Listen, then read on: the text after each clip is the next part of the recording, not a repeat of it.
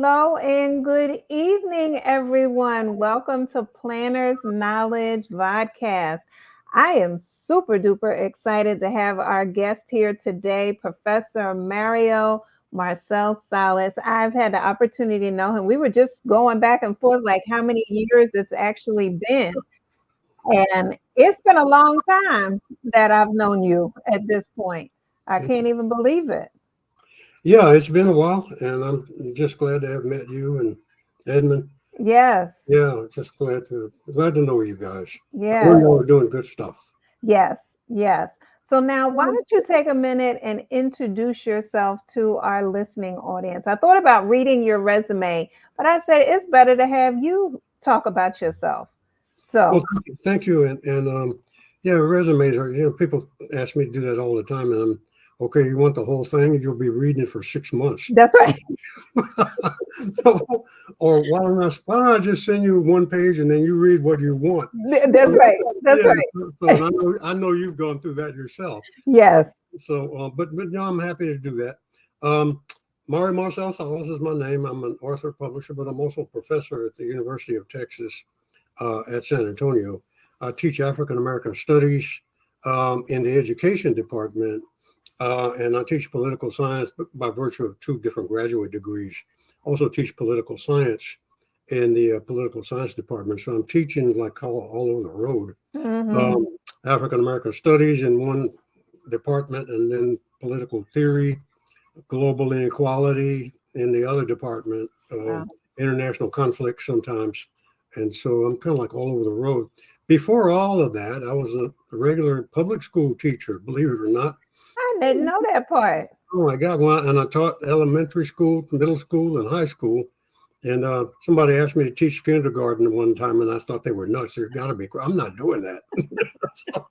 so, so my hat went off to those teachers that do kindergarten. That's a job. Hmm. And but I wound up being able to teach regular ed and special ed. So my expertise at that time years ago was in special ed.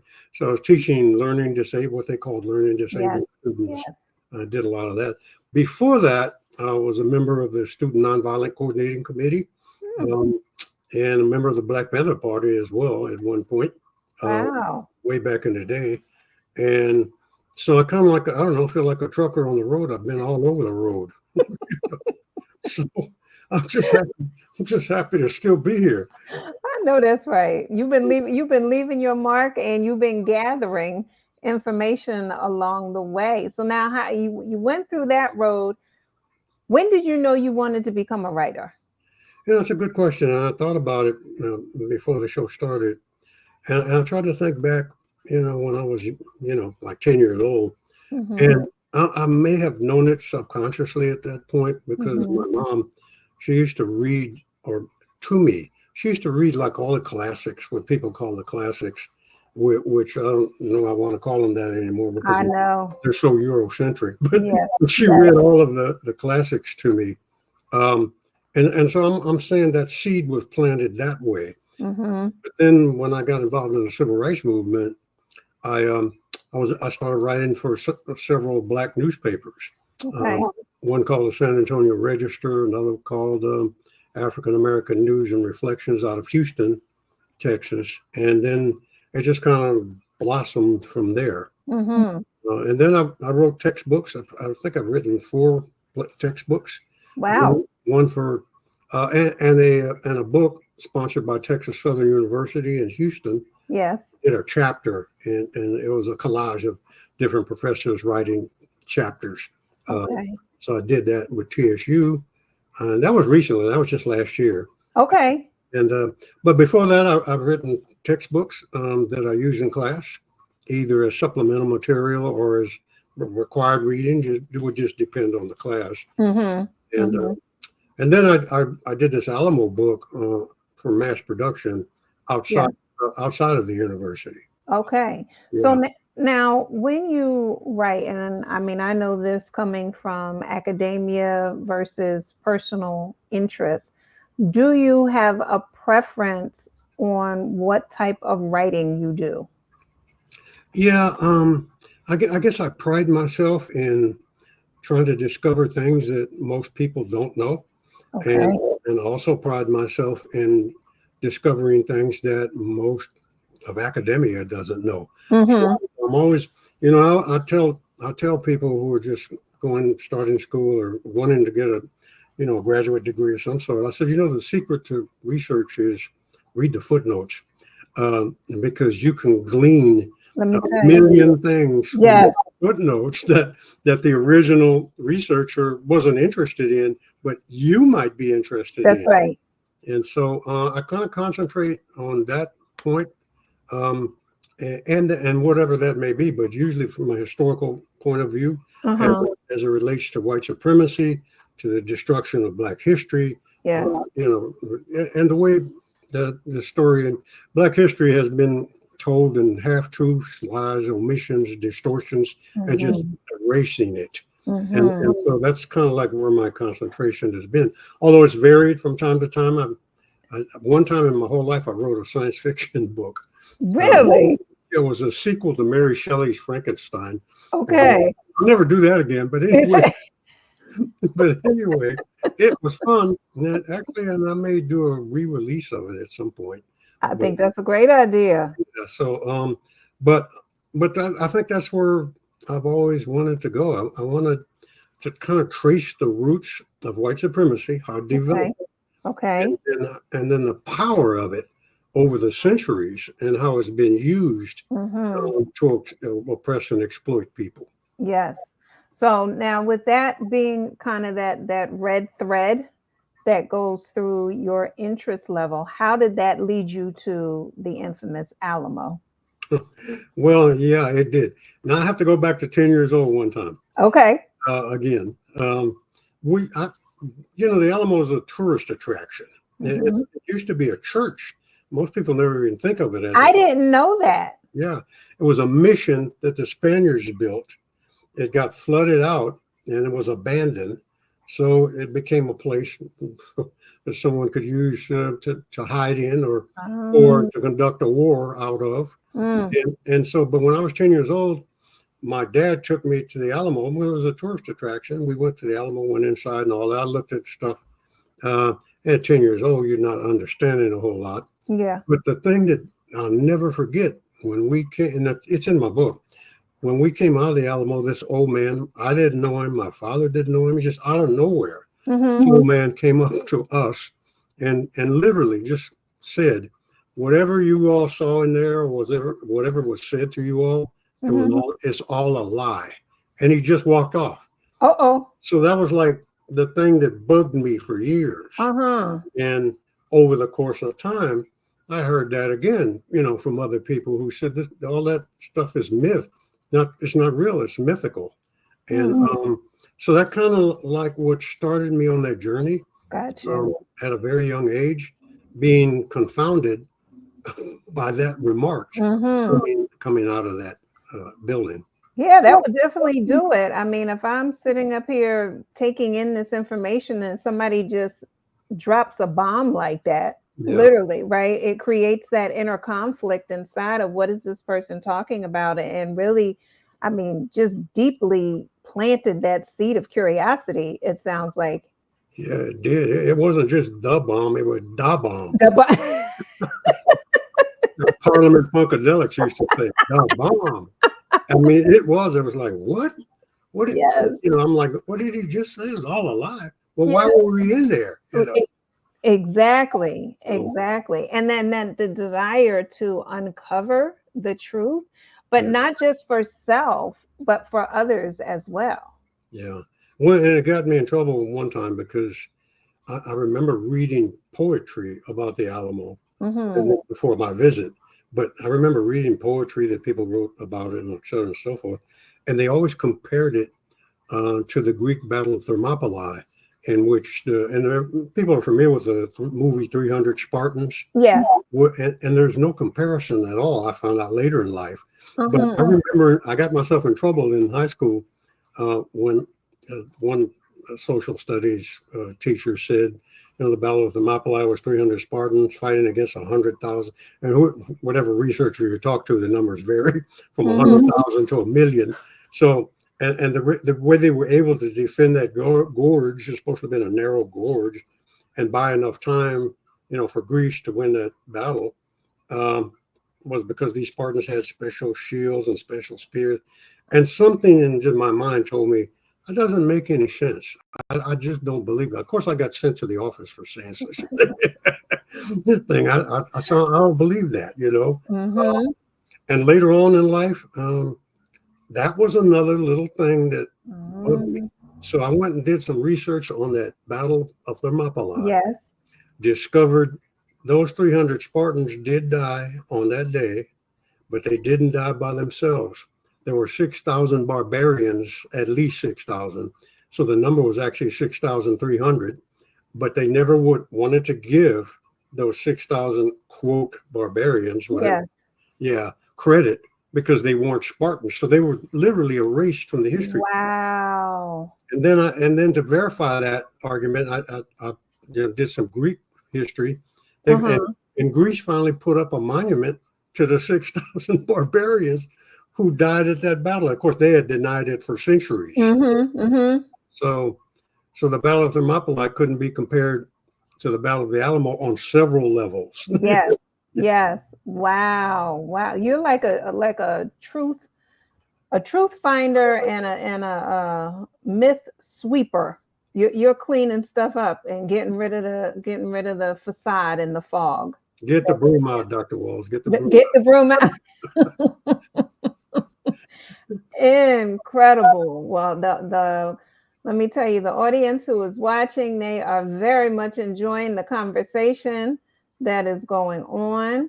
We have one person, Danelle said, Republicans started a race war, whites were sure to lose, sing the blues. We got some rhyming going on here. All right. Leslie said, okay, dub bomb. So this seed about the Alamo was planted in fertile ground in you. What'd you say, about 5 years ago when you were 10? Is that when that happened?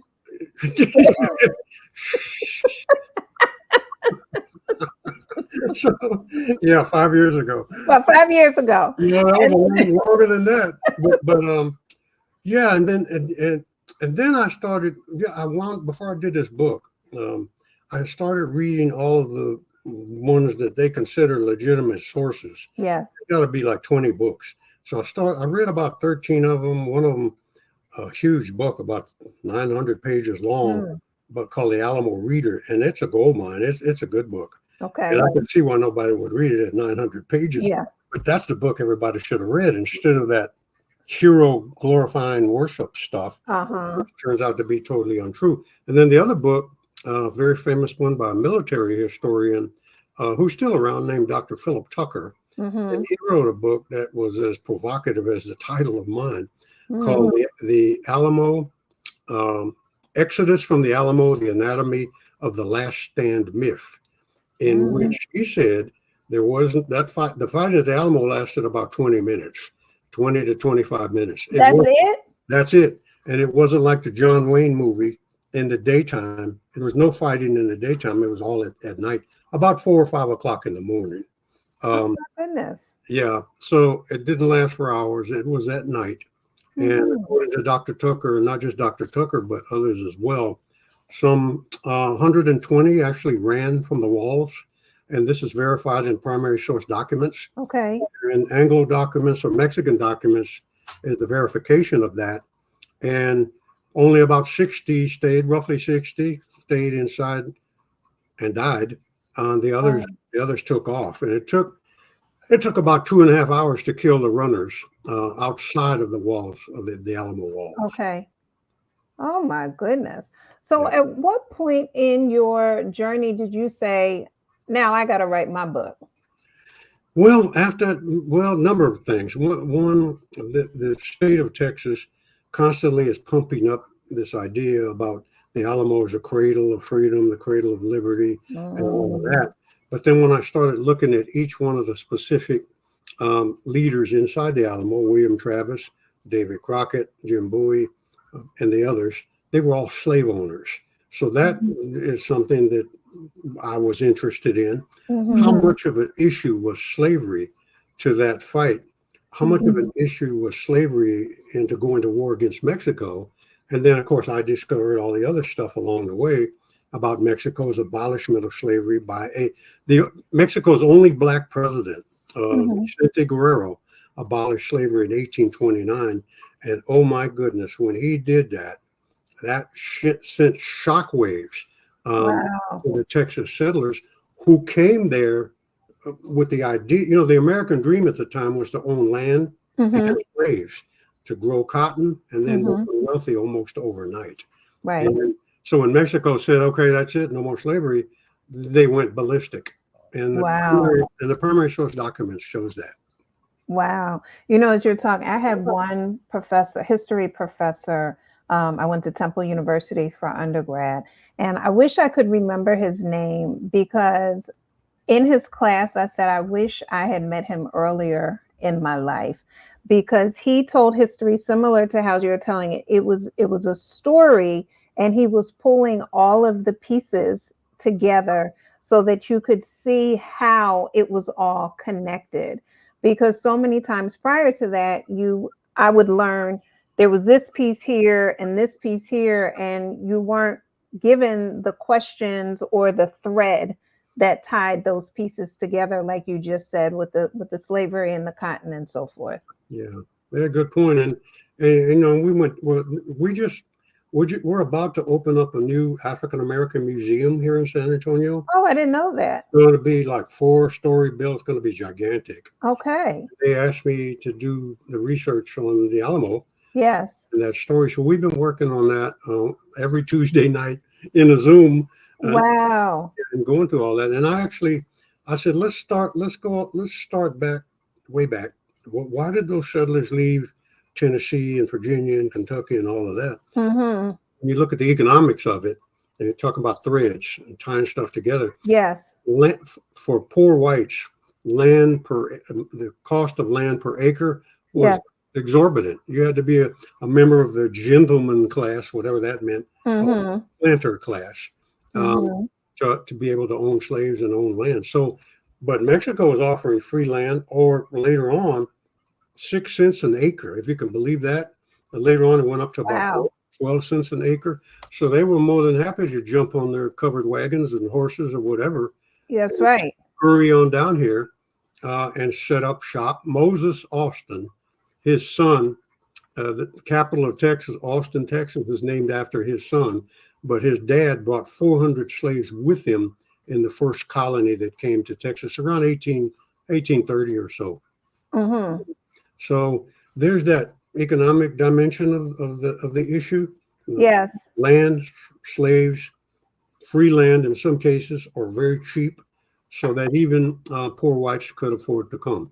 Now, the whites who had money or owned slaves before they came saw it as a way to enrich themselves even further down the road. So that's why they came here. And I mean, golly, Doctor, I was pulling up quote after quote. I mean, I pulled up a beautiful quote by Stephen F. Austin. It wasn't beautiful, but what he said was, money is necessary, and I'm paraphrasing, money is necessary and Negroes are needed to make it. Stephen F. Austin quote. Wow. Sam Houston's quote, and this would be against brown folk. He said, the sturdy white men of the North, meaning white men, would never mix with the phlegm, meaning snot, of the Mexican. So Sam Houston was calling Mexicans snot. Wow. Yeah.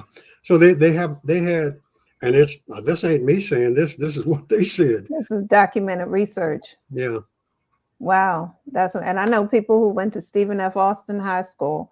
So I know you look at some of the buildings and the names and the people, and you wonder how those are still being honored and uplifted to this point. And I know in 2020, there was a lot of talk about renaming, be it buildings, statues, programs, and so forth, as people began to look at the holistic history of the person, as opposed to just the isolated accolades of the person. Yeah. Well, and then the people who don't want us doing that, they always have this shallow arguments, Hmm. like you're erasing history. No, not. We're telling the whole story. The whole story. Yeah, Yeah. and it's not about erasing history. It's about telling the whole story. Yeah. And they don't want the whole story to be told because it ain't very nice. Yeah. Yeah. So now, what year was it that you said, I'm writing this book? And how did you come up with this title? Okay, 2021, roughly. Yeah, give or take a month or so. Hmm. And the title was very interested in what the part that isn't true, the lies. Um, Hmm. Very interested in that. Now, okay, I had accumulated a whole list. I had index cards with lie number one, lie number two. So I was like, okay, that's got to be in the title. Hmm. And then slavery had to be in the titles because every fighter inside the Alamo was a slave owner. Mm. And most of them owning one slave, maybe two. Bowie owned 8 to 10, somewhere Okay. in that number, and I think probably more at one point. Um, Travis owned slaves. There was one slave in the Alamo that they that people called Joe the slave, and I wish they wouldn't do that. Hmm. The human, why would you call a human being Joe the slave? Yeah. Why didn't they ever want to call him Joe Travis if he was the slave of Travis? Well, Hmm. I think I know why they kind of wanted to erase that. Mm. So that's how they were doing that. And of course, white supremacy played a big role. I mean, Hmm. that was the foundation of America. Hmm. White supremacy from the 3/5 clause Yeah. to the war against the British, Hmm. all the way to now. Yeah. Slavery, white supremacy was always a piece of the foundation of the United States, and it became a huge piece of Texas history. Yes. Yes. So now tell me this. So you end up coming up with your title. Now, did you come up with the title, or was that something you worked it through with a team that you have? No, I did the title on my own. I Mhm. did ask a few people to help me develop a cover for the book. And you've seen the book is a picture of the Alamo. Yes. There back of me, a picture of the Alamo, and then a big crack going down the middle of it Yes. with chains coming across of it. That actually was my wife's idea Okay. at that time, and so I said, "Hey, that's a great idea." So then we developed a. We asked a graphics person, "Can you the publisher? Can you Hmm. put something together?" Which was done through Cynthia Publishing. Can you put something together that kind of fits in what I'm saying? Yeah, there's the change. There's the correct. Thank you, doctor. You're welcome. Because we're trying to break those chains of falsehoods Hmm. that exist in relation to the battle. By the way, thousands of Mexicans didn't die in that battle, like the John Wayne movie. Yes. Only 300, and this is both sources. This is Mexican sources and also Anglo sources or white sources that said the number was about 300, and 150 of that number died from friendly fire. So Wow. there was only 150 Mexicans killed by Alamo fire. That the way they've explained it is just is total myth. It's not true. Wow. And the power, so there's so much power we know in film, and just a quick hello. Edmund, my husband, says hello, Professor. So um, the film industry has taken a lot of stories we know, have taken a lot of myths and set them ablaze, Mm. and has been imprinted in people's minds as truths. Any hopes of turning your book into some sort of film or documentary to help shift those truths and help shift those myths and create more truths? Yeah, I'd love to do that because you know how you have your bucket list. I had a bucket list once, and I still do, but I had a bucket list once where I wanted to get a bunch of black folk together, Hmm. dress them up in Mexican uniforms. Okay. Because Santa Anna had an all-black regiment that fought at the Alamo. They were called the Free Blacks of Veracruz. In Spanish, Los Morenos Libres de Veracruz. This is Mm. an all-black regiment that fought for Santa Anna, not for Sam Houston. They fought for the Mexicans because Mexico abolished slavery. Right. So I said to myself, I need to find a costume shop, get a picture of what the uniform would have looked like. So I wrote a professor in Veracruz, Mexico, an Yeah. actual Mexican professor like me, Afro-Mexican, but she said, "Yeah, I got some drawings of that period of black soldiers." Oh, wow. She sent them to me, and then I had that on my list. I said, "Wow, we need to have like a performance of black soldiers dressed up like it was then, Mm-hmm. singing something entirely different right in front of the Alamo." Mm-hmm. And then somebody else interested said to me, just what you're saying. We need to turn this into a film, but I just haven't had a lot of time to pursue that. I really want to, though. Okay. So, but I haven't had enough time to pursue it. And there is one guy that called me. I got to call him back the other day. Wanted to do like a YouTube one. Okay. That's fine. We can do that. Mm-hmm. Mm-hmm. But I'd like a bigger project on it at some point. All right. Well, it is out there now. Look, I'm gonna tap Edmund and make sure he taps you so we can look and see what are some best next steps for you so we can get this off of your list and into reality. I can kick something else down the road. Okay, exactly. But, Exactly. So yeah. now, so as people are listening, if you have any questions, please feel free to put them in the chat. I have also put the link to centiapublishing.com/Alamo, where you can pick up the book from there. It is also available on Amazon, but let's go through that publishing house first. So now, how did you go about choosing how to publish your book? Well, as I said, had been using that several other publishers. Cengage, I think I was using for a while, Hmm. national, a big publisher. I'd been using them to publish my textbooks. So Yes. write my own textbook for a particular class when I could, or when it was allowed, when there was no established textbook. Hmm. And so I started off writing textbooks, or what else was I doing? Oh, I was developing test banks for publishers. Okay. So they had their own book.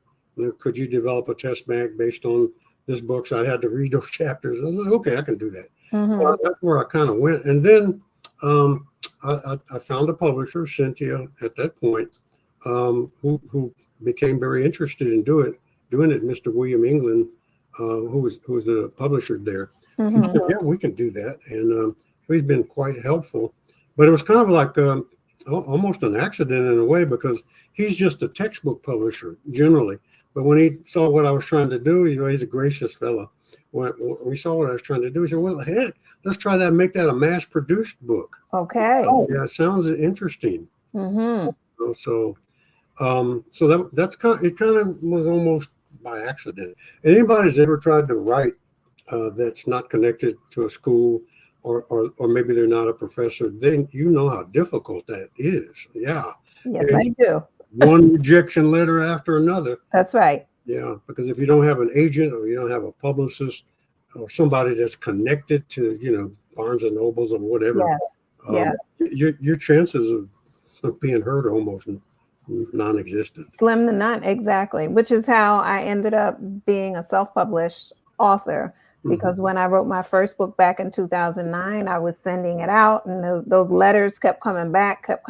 And I was like, nah, I can't keep going through this. I had to figure out something. And a friend of mine who was an author, she was like, look, I self-published, try this. And so this was before Amazon, KDP, it was still kind of new and upcoming at that point.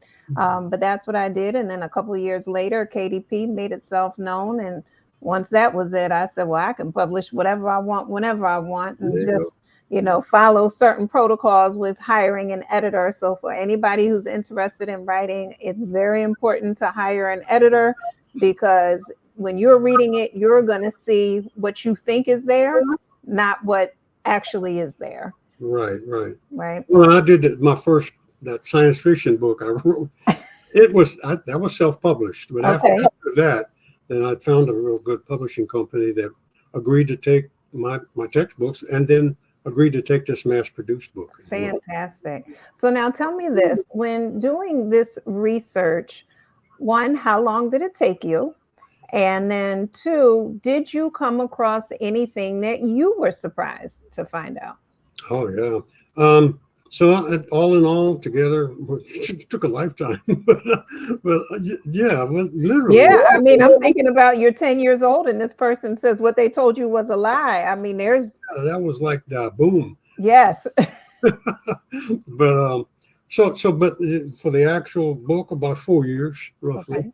about 4 years, and there was just a lot of things that came out that it was shocking in some cases. Like I didn't know about Santa Anna's all black regiment. Hmm. I didn't know that Santa Anna freed slaves wherever he went. And Oh. you can say some bad things about him, and some of that's true, but Hmm. to the slave, he was a hero. So Wow. yeah, one man's terrorist is another man's hero. Yep. So, but that's an example of something that I discovered. There was a blacks built up an insurrection when they heard that Santa Anna was coming their way, Hmm. uh, close to the Brazos River, down close by Houston. Yes. And they did start a rebellion. If Santa Anna had made it, they didn't succeed, but it didn't make it. Apparently, they didn't connect. And Hmm. but they were inspired by Santa Anna's um, commitment to end slavery. There were two decrees ending slavery. I found that out. One by Mexico's only black president, Guerrero. Hmm. By the way, one of the states of Mexico is named after him, Guerrero, the state of Guerrero.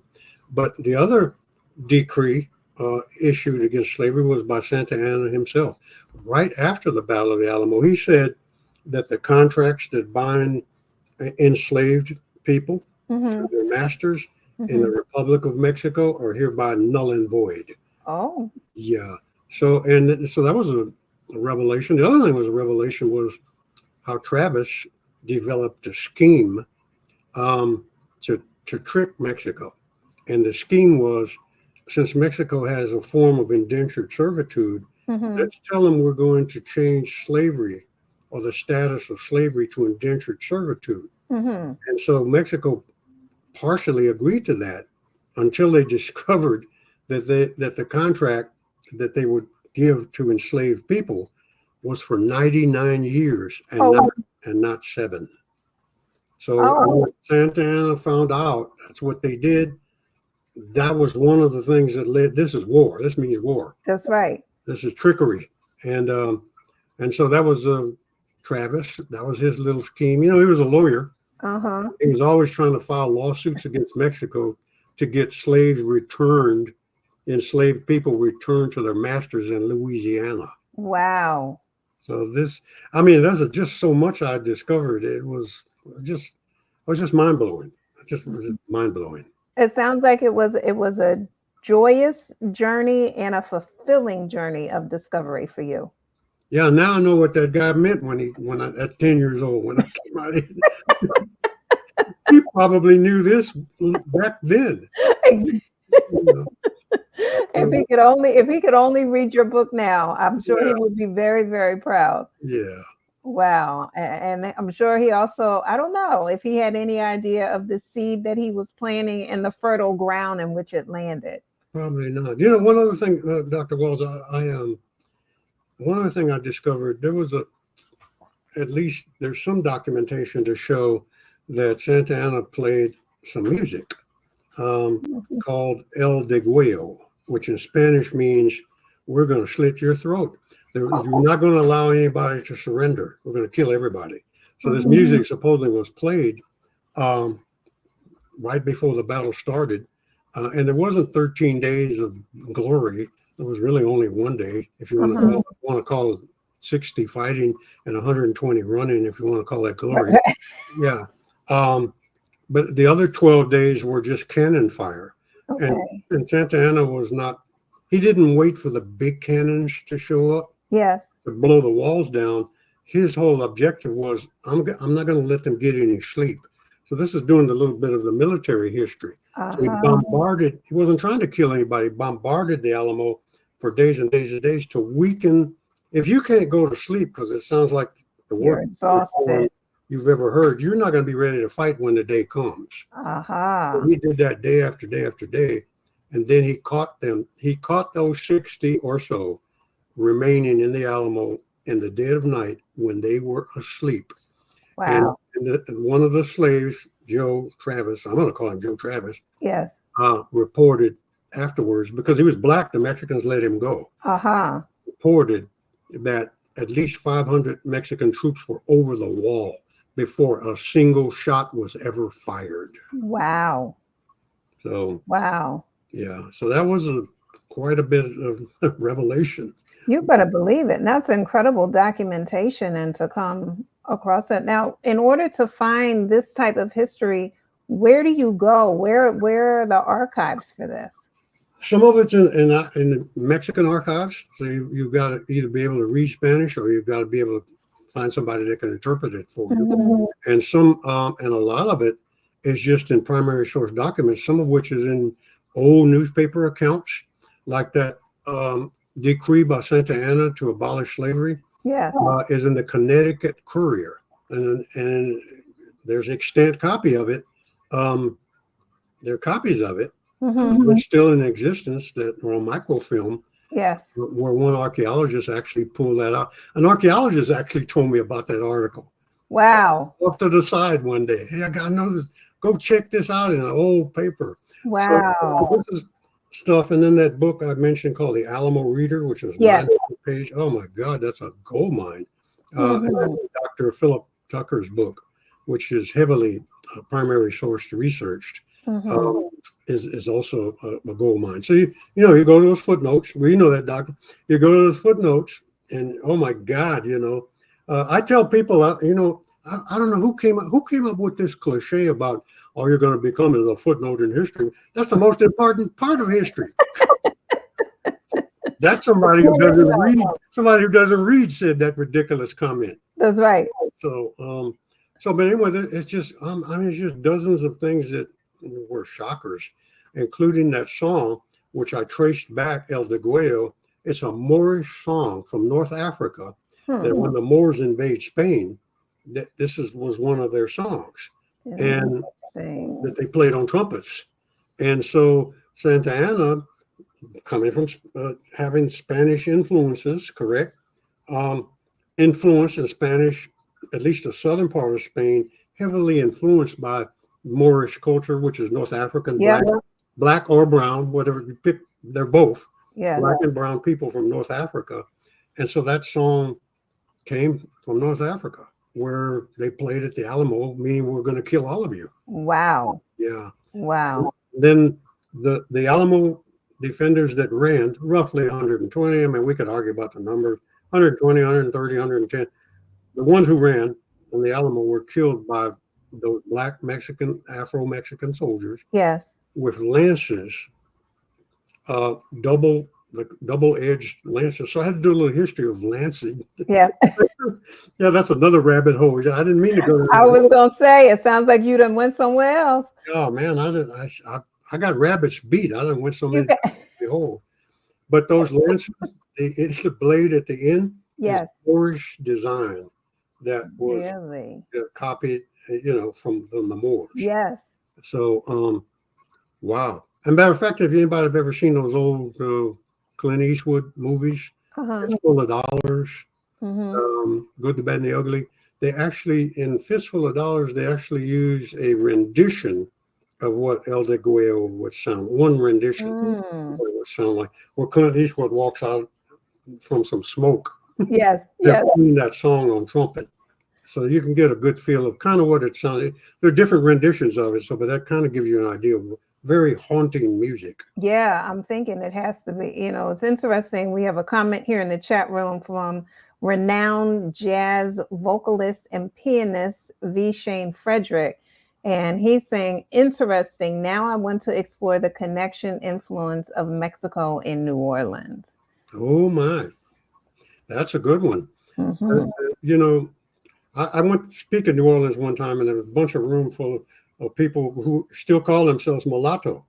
And I asked them, where did that come from? And they were all mistaken, of course. From the French, not really, because that's a Spanish word. Unfortunately, it's not a nice word. It means little mule. And part of the reason why that term was adopted, because if you look at a mule, he has full lips.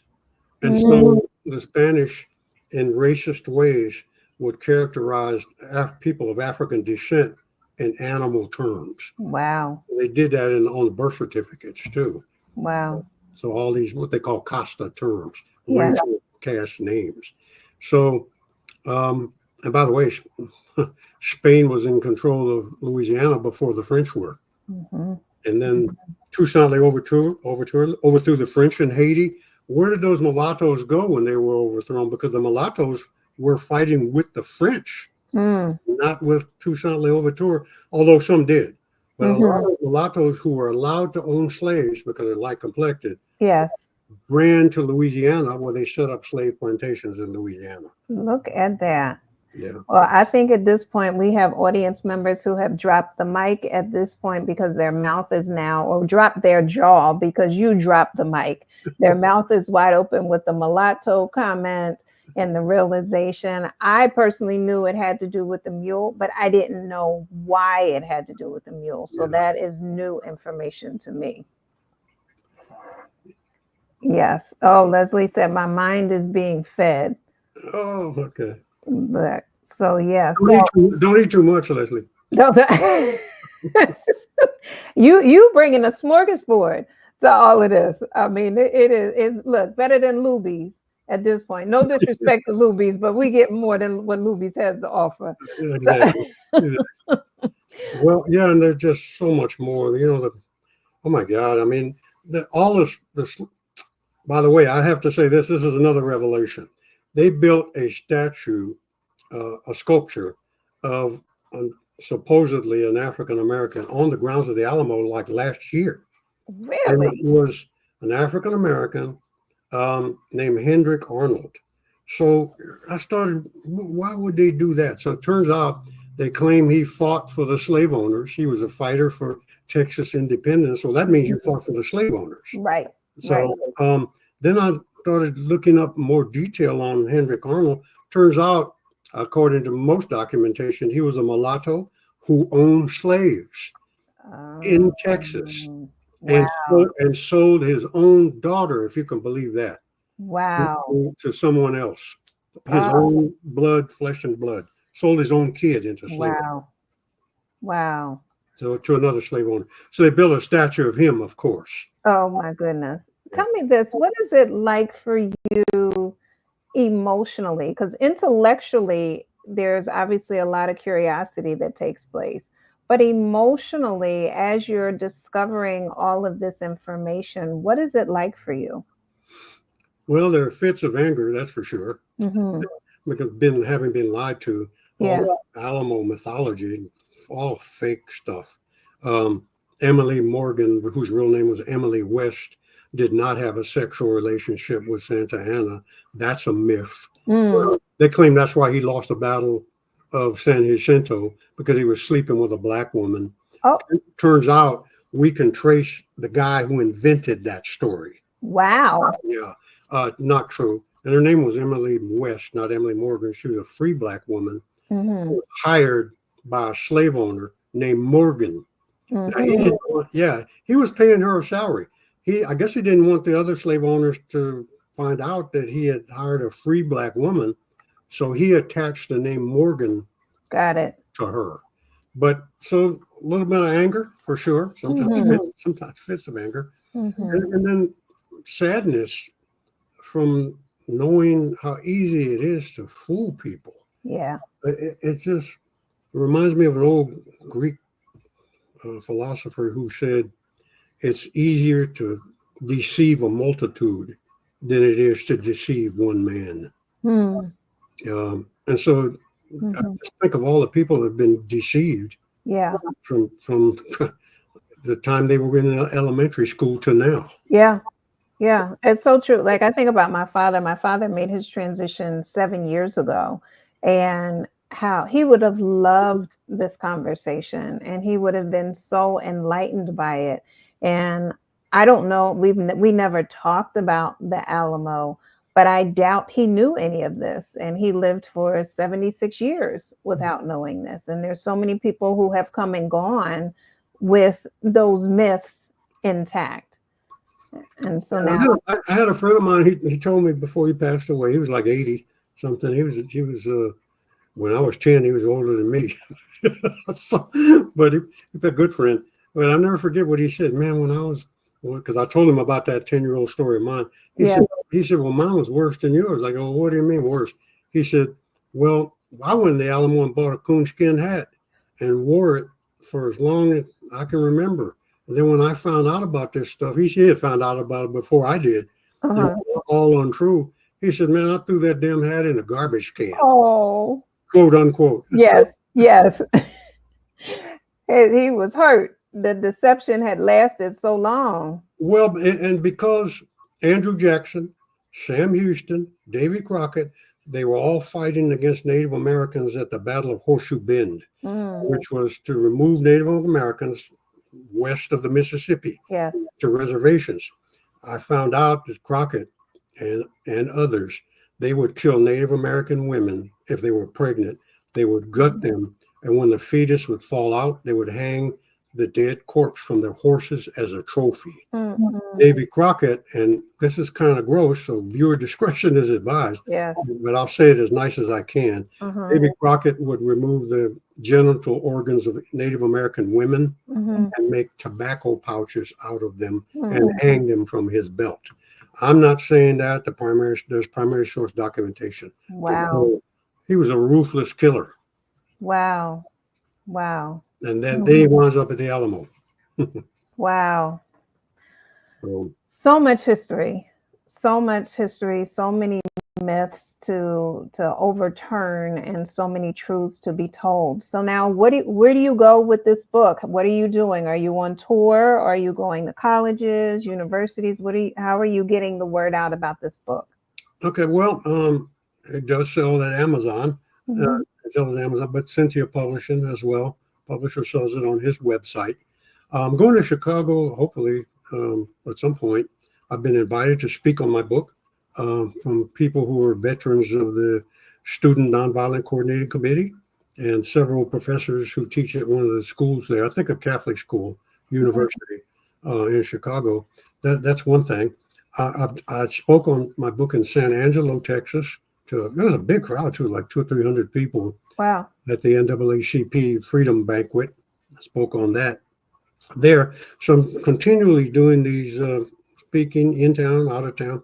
I'm hopefully looking to do one soon in Colorado. Okay. Somewhere, I think Denver or somewhere there sometime soon. So I'm trying to expand that. I'd be glad to come wherever anybody's at and talk about it. Yeah. Now, how have the people in San Antonio responded to this? What has the Alamo, has there been any pushback from them? Well, it depends on, of course, who finds out about it. The pushback from the pusherbacks is obviously very negative stuff, and mainly from people who just don't know any better, who don't read much, or what they read is just only one side of the story. To get at the truth, you got to take a deep dive. Yes, you do. You can't just read something one guy said and hold on to it as truth. To read 13, 14, 15 books, the whole book, before I ever got close to where I wanted to be, and then research the footnotes that they had and so forth. It's a long journey. So, but I get some of that feedback, pushback from them, but most of the feedback is very positive. It's like, gosh, I didn't know that. Kind of like what we got here tonight. Yes. Gosh, I didn't know that. And then the other museums, businesses. I got a invitation from the John F. Kennedy Museum, the JFK, where Kennedy was shot from, that book. Yes. There's now a museum. I did an interview with them. That's on YouTube video with them. So I get quite a lot of people asking me to come speak there. In San Antonio, the Black Museum and churches have asked me to speak about this very issue. So I get more positive stuff than I do negative stuff. Good. Now, next steps for you. So you mentioned a few places where you will be speaking without question. What next books are on the horizon? Well, the first one I did on the Alamo was I guess a first edition. The one that's now, and I think you had a picture of it. I don't know if you had a picture of the newest one up or not, but the one that's the newest one's got this little circle right there. It says Okay. new second edition. So all it is though, I added another chapter that wasn't there. Oh. Chapter 22 or 23, I forget the number, Mm-hmm. but that chapter is like long. so, so that I did that, and I'm thinking about maybe doing a follow up to this of all of the stuff I couldn't put in there. Yes. This one, and do another one, do it like a second volume. Fantastic. And I was going to ask you because with so many lies, so many cover ups, so many truths to be discovered and shared, footnotes to explore, and rabbit holes to just travel endlessly, how do you choose when to stop and say, I'm going to publish this and I'll pick up on this part later? Yeah, and that's a really good question because I think any researcher that's done research that's a question you're always faced with that. Yes. Because as you keep discovering things, you go, I can't leave that out. Right. But then there is some point where your brain or something or somebody tells you you'll have to do that in a supplement. That's right. Yeah, you're going to have to do that in a little magazine or something, because there's some point where you got to stop. So I just at some point I just recognize, okay, I got to stop now. Yeah. And sometimes that's physical, meaning my brain is tired now, and I need to let that go to what I have so far. Yeah. Anything else that pops up, because something's going to always pop up. Yep. That you didn't think of. Yes. Had a friend of mine, Dr. Jennings. He wrote a really good thesis on the Black Panthers. I think it was on Huey Newton. What's his first name, Dr. Salas? Dr. Jennings. Yes. Michael. Like I say, is it Michael? Yeah. Now you wouldn't believe this. Michael and I went to grade school together. We used to ride the school bus together. He told, yeah, wow. He was telling me about a thesis he did, and I remember him telling me. Of course, I don't believe everything I said in that one. It's because I come to find, that happens to you too. It's like, oh, wow, I should have worded that differently, or I didn't know as much as I could have known. Yeah. And sometimes, good researchers, whoever they are, he's a good researcher too, but even good researchers will tell you. I mean, first time somebody ever asked me, where did you find this piece, I go, I couldn't tell you if my life depended. Look, let me tell you, when I was doing my dissertation and some of my papers as well, I fell in love with research and I didn't think I would. Now, mind you, this was going into the basement of libraries and where some of the lights weren't working.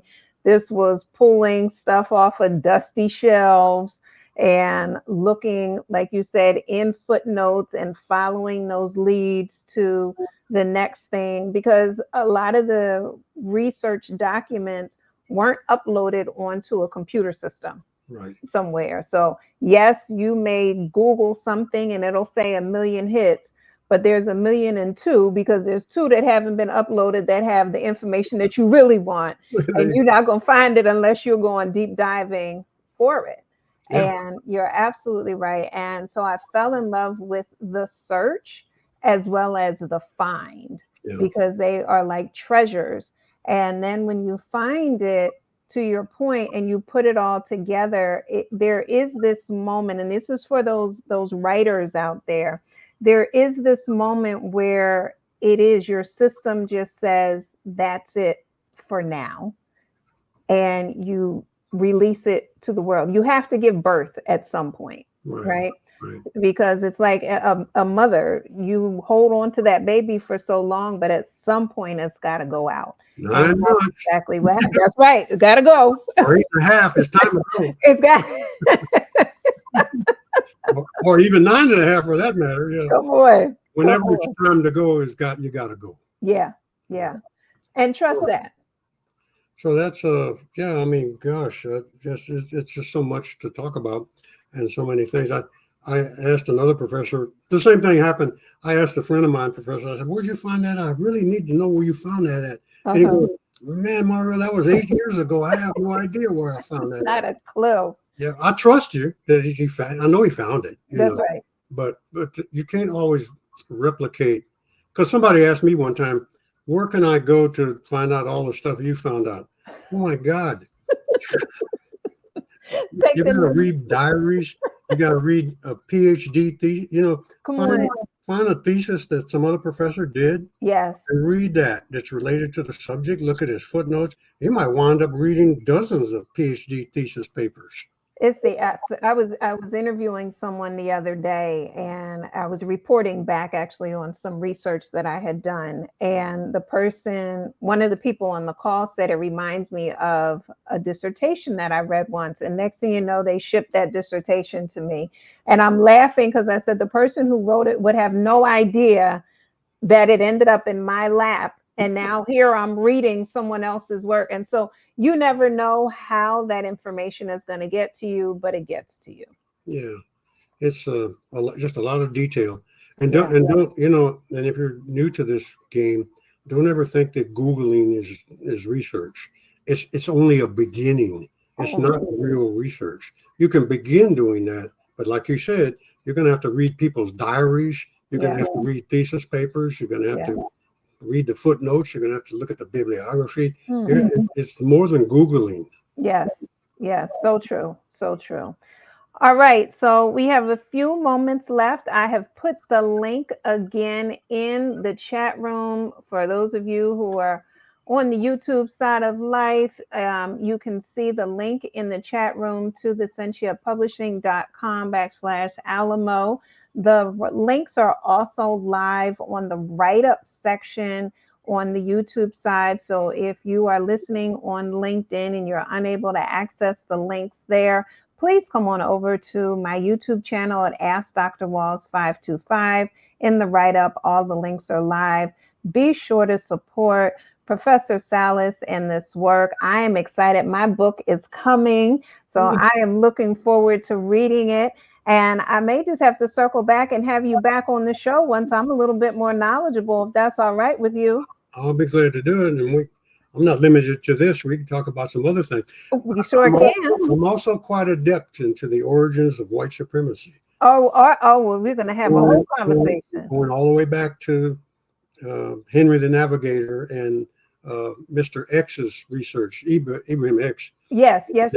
Yeah, I've really doubled down on some of what he's already done and went deeper than that. Okay. Yeah, so let me see a one in the chat room if y'all want him to come back and talk about some of this other stuff. We're going to give it a minute to populate because I already know they're running to press their ones down. So fantastic. For people to follow you, get in contact with you, what is the best way for them to do that? Well, they can email me the best way, msalas7831 at yahoo.com. Pretty easy. msalas, SALAS, 7831 at yahoo.com. That's one way. And I don't mind giving out my cell, 210, area code 454-3875. All right. Fantastic. I'm developing a website right now. Yes. It's not ready to launch, but it's getting populated as we speak. Okay. Fantastic. Well, we wish you much continued success on knocking off that stuff on that bucket list, because as you knock it off, it's helping all of our lives get better and get clearer and learn more. We appreciate everything that you do, have done, and continue to do. And we are seriously going to have you back so we can talk some more and we can learn some more and have these very, very important conversations. Well, thank you so much, Dr. Walsh, for having me. I appreciate that. Tell your husband I said hi. I will sure enough tell him. I will. And so for everyone who is listening, please be sure to come on over to the YouTube side of life and come to Ask Dr. Walls 525. Be sure to hit the subscribe button and the like button, and also watch the replay and share this replay with some other people as well. So many important pieces of information were shared and so many rabbit holes that you just may want to actually go down. As the author of The Adventures of Froggy T and Bunny, you know I'm interested in rabbit holes. So y'all better go down, hop along down there. That's right. Wait, look, this just came in the mail. I haven't even shared it yet with the world, but I will share it right now. I'm going to look like Mr. Spock after a while. Well, look, Professor Salas, we will be in contact. Have a wonderful, wonderful evening. Everyone else, please, as always, continue to live your greatest life and God bless. And I will see you all very soon. Have a great night. Thank you. You're welcome. Bye, everybody. Bye-bye.